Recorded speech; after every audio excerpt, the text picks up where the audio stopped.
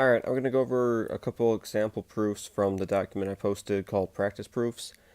When we look at the first one on the first page, we have something that we haven't seen in a long time, which is we have two parallel lines.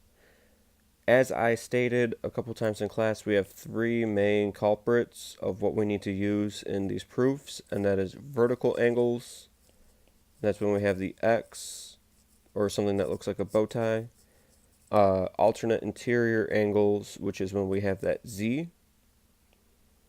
And then we also have reflexive, which is when we have something that shares a side in common, right? Those are our three main culprits. And if we look at this, we finally have parallel lines.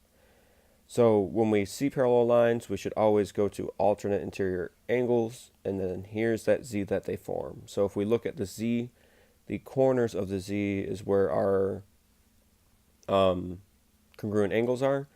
So we were given the first one,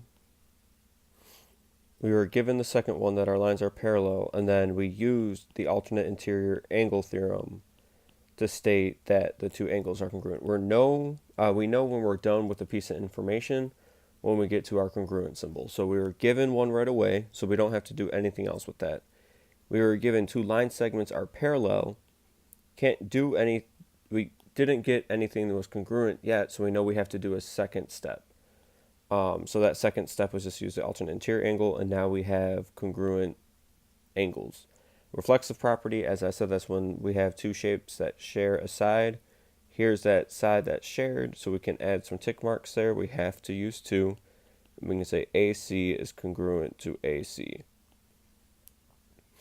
They already gave us what two triangles were congruent. We don't need this of congruence here. So we can just look at this, try to figure out which acronym. Here's an S for this one side.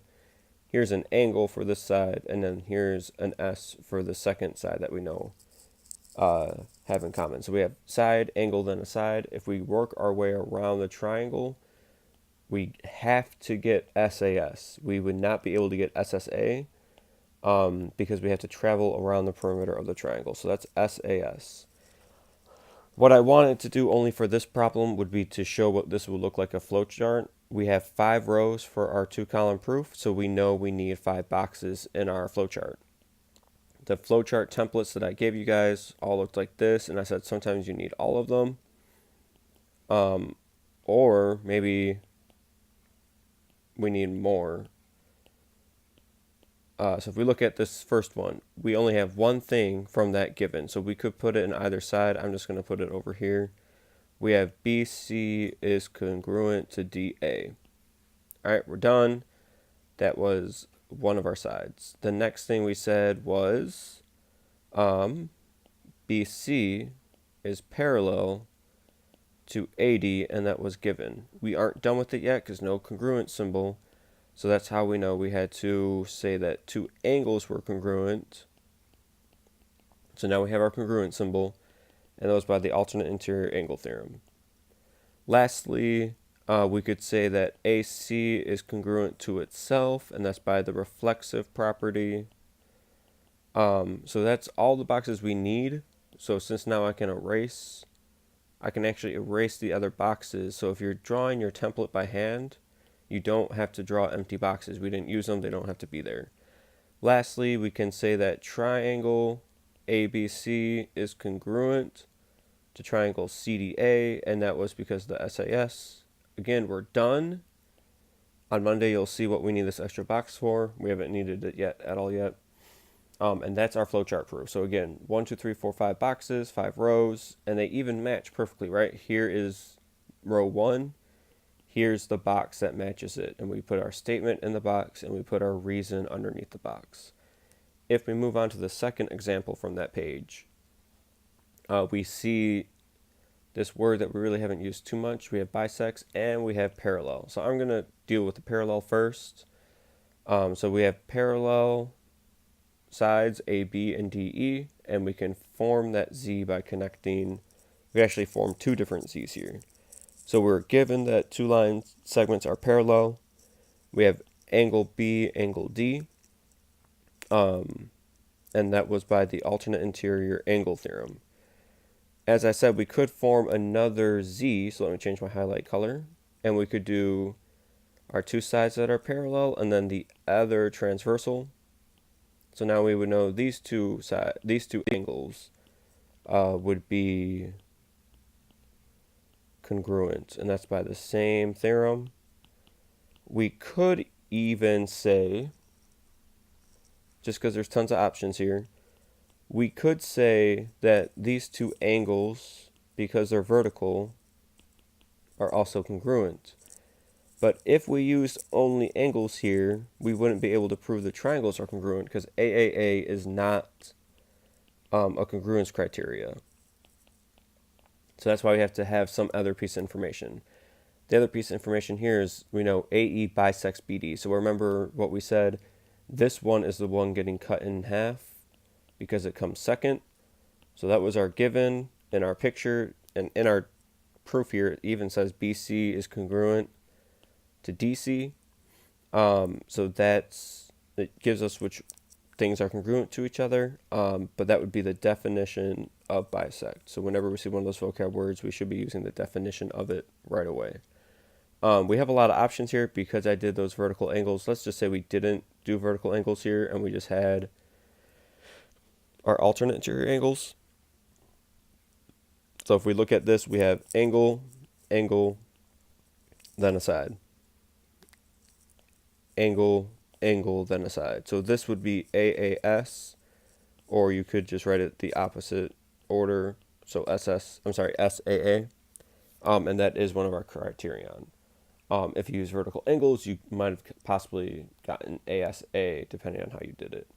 If we move on to the second page of our document, now we're looking at perpendicular. So now we have brand new information. It didn't write it for us, but like we have two givens. AD is congruent to CD, and we have BD is perpendicular to AC, and we want to prove, and here's the interesting thing, we want to prove two angles are congruent.